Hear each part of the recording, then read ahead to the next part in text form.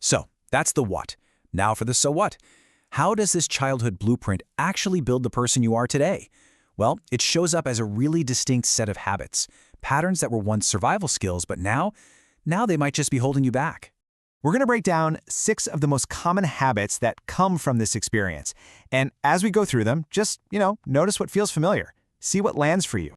All right, first up, habit number 1, hyper-independence. And this is way more than just being self-reliant. It's like this fortress you've built around yourself. It's a compulsive, almost frantic need to do everything on your own, because you learned, way back when, that you were the only person you could truly count on. Does this sound familiar? That nagging belief that if I don't do it, it just won't get done. It makes asking for help feel like a personal failure, doesn't it? And it's a surefire recipe for burnout because you're just carrying everything all the time by yourself. Okay, habit number 2, a serious difficulty with just relaxing. And this makes so much sense. If you spent your childhood on high alert, always acting as the family's emotional thermostat, your nervous system never really got the memo that it's okay to power down. Rest can actually feel unsafe. You know this feeling. It's that voice in your head on a Sunday afternoon screaming that you should be doing something productive instead of just being. That anxiety you feel when you're not doing something, that is a direct echo from a time when being still just wasn't an option. And this flows right into number 3, an overdeveloped sense of responsibility. And let's be super clear here. This isn't just about taking ownership for your own stuff. This is feeling responsible for everyone else's stuff. Their feelings, their problems, their happiness. It all feels like it's on you. Are you always the first person to say, "I'm sorry," in an argument, even when you did absolutely nothing wrong? That's the inner fixer you perfected as a kid. And this can be tricky in adult relationships, because you might find yourself drawn to people who need fixing, just recreating that old dynamic because, weirdly, it feels comfortable. And that fixer role, well, it has a sidekick, and its name is people-pleasing. This is habit number 4. As a kid, you learned that keeping the peace, keeping everyone happy, well, that was a survival strategy. You got really good at it. And oh man, this is a tough one. It's saying yes when your entire body is screaming no.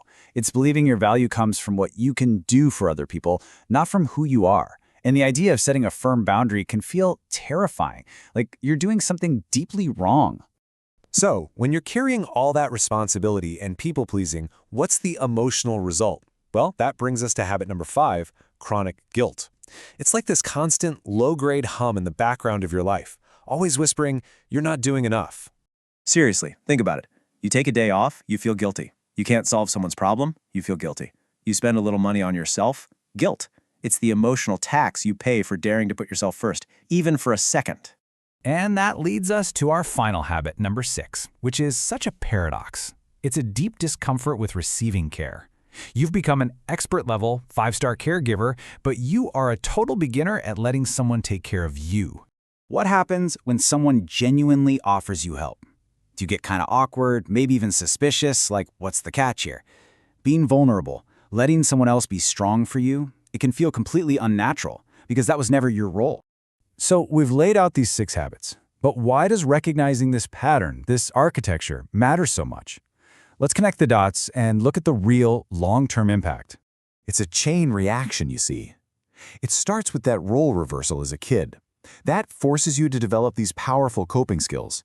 But those skills don't just go away. They get baked right into your personality. And suddenly, that hyper-independence is pushing partners away. That people-pleasing leaves you feeling resentful and empty. It's a fast track to burnout and relationships that are completely one-sided. Now, understanding all of this isn't about blame. It's about awareness. It's about finally giving a name to something you have probably felt your entire life. So I want to leave you with this question. Looking at your own life, what part of your architecture is worth re-examining? And what new blueprint are you ready to start designing for yourself?